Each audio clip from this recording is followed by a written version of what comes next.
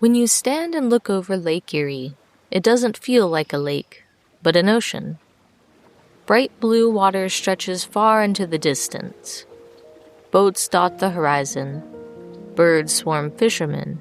People swim, sunbathe, and build sandcastles under the shadow of an old lighthouse, and waves lap noisily at the shore.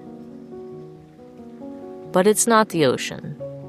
You would quickly pick up on it if you happened to teleport here.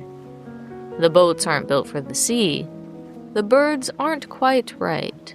The trees are very out of place, and most apparent, it has a very un-ocean-like smell, a scent more like a muddy fish tank. Yet, growing up in an otherwise landlocked state, Lake Erie might as well have been the ocean. A seemingly endless expanse, Lake Erie is the 11th largest lake in the world. Though it is the shallowest of the Great Lakes, it is the most populated by weirdness. For over 200 years, stories of strange creatures have plagued Lake Erie, from boat captains and fishermen to tourists and residents. People were, and are, seeing something in the water. Or, more accurately, some things. You see, out of the hundreds of sightings and encounters in the lake, many descriptions vary. Not just in the usual way, as in slightly different or obviously misjudged sizes, or even understandably different colorations, but in pretty drastic ways. 6 to 7 foot dolphin-like animals, nearly 10 foot long, gigantic blue or black slithering snakes, bug-eyed whale-like reptiles, long-necked reptiles, sturgeon-headed reptiles, silver-scaled and bulletproof copper beasts. Like I said, people have claimed to see a lot of weird things lurking here. Today, we collectively call these cryptids Bessie.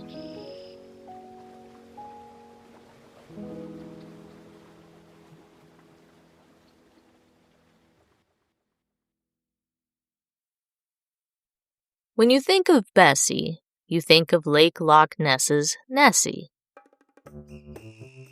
It was, after all, named after her, and the two have a lot in common. Long serpentine necks, flippers, fishy yet reptilian, very, very reminiscent of a plesiosaur. Lake and sea monsters in general are often compared to those old prehistoric animals, no matter where they are.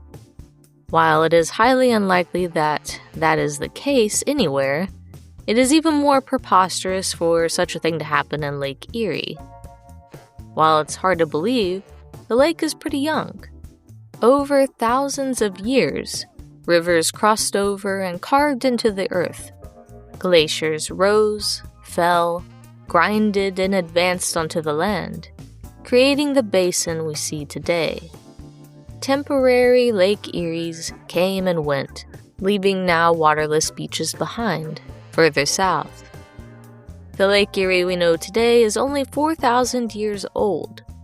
While that is much older than me or you, it isn't even close to as old as plesiosaurs.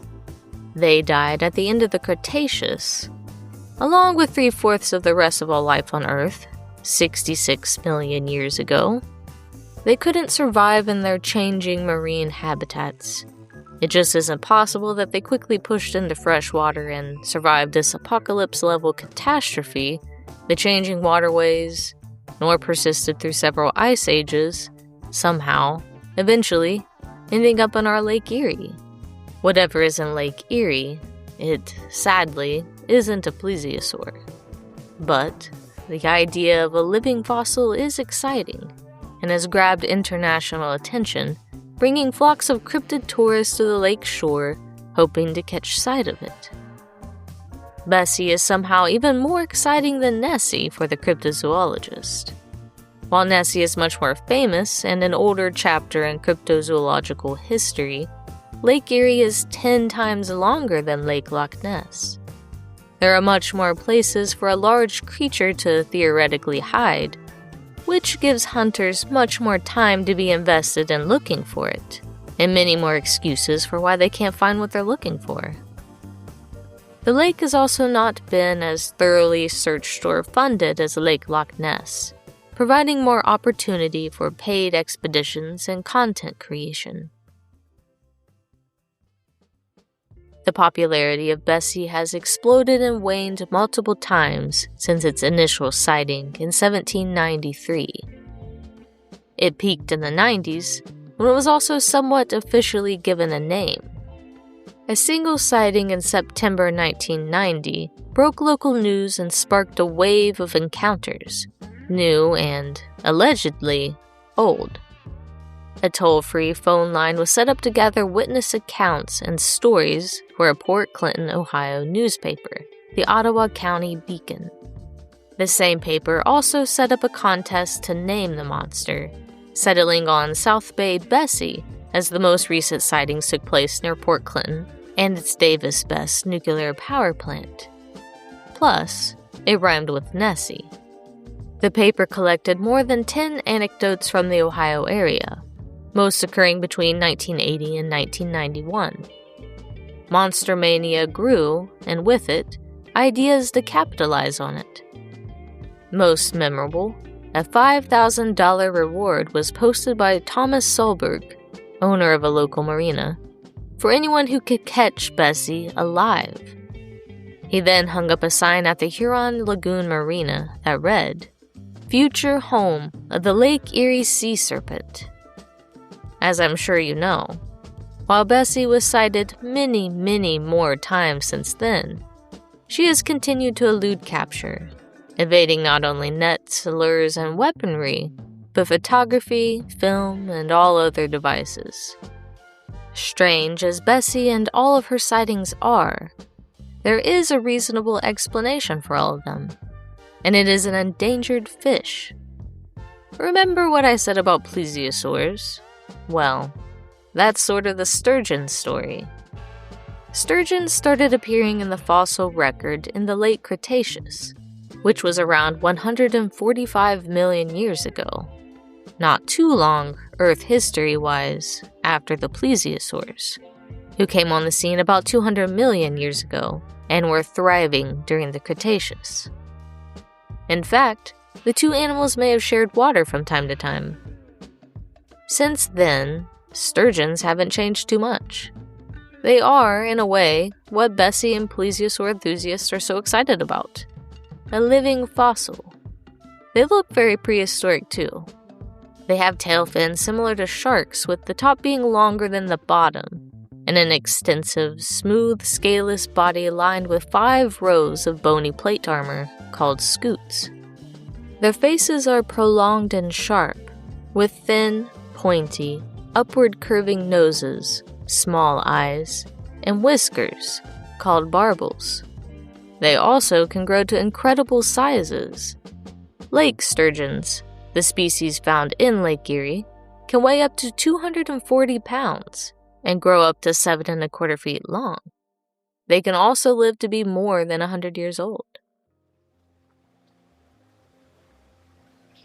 An incredible animal. The fishing industry decimated Lake Erie's sturgeon population. At first, sturgeons were considered to be pest animals, as they often broke fishing gear. While many were killed to save money, soon the tides changed, and the fish and their eggs were desired food items. In the late 1800s, 4 million pounds of fish were caught each year, a greatly unsustainable level. Hunted for their meat, their populations were sent further into decline because of pollution and the construction of flood controls, like dams. Waterways were blocked and breeding grounds destroyed, preventing new sturgeons from being born. Once so common that people used the fish to fertilize farms, feed pigs, and fuel steamboats, by the turn of the century, they were a rare sight. Slow to mature, slow to reproduce, and slow to grow, in 2026, they are still listed as endangered, and are not found at the same incredible size as often as in the past, even with regulations and fishery closures in the early 20th century.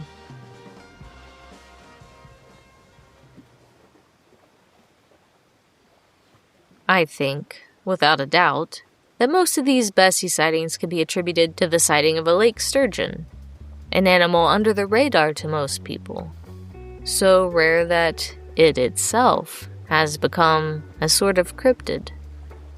There are hundreds of cryptid sightings in Lake Erie. What we are seeing is probably an evolution of a story, tied to popular media and culture, much like the Loch Ness Monster's change in descriptions, as well as several different kinds of misidentifications. I have debated reading them all in historical order, as a singular creature, beginning in the late 1700s and ending in the early 2000s.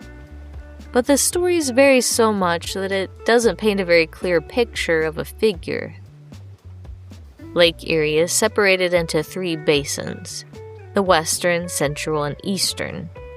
So I thought maybe going over them by region would be good, making 3 distinct figures to talk about. Almost all sightings take place in the central basin. Since that didn't work well either, I've settled on a third approach. I am a fan of lists, so for each witness account, each encounter, I have made notes that boil the information down into a few key details: size, coloration, location, body characteristics, and activity. Laying them all out, I was able to separate them into 8 different categories, or, for our project, 8 theoretically unique Lake Erie cryptids.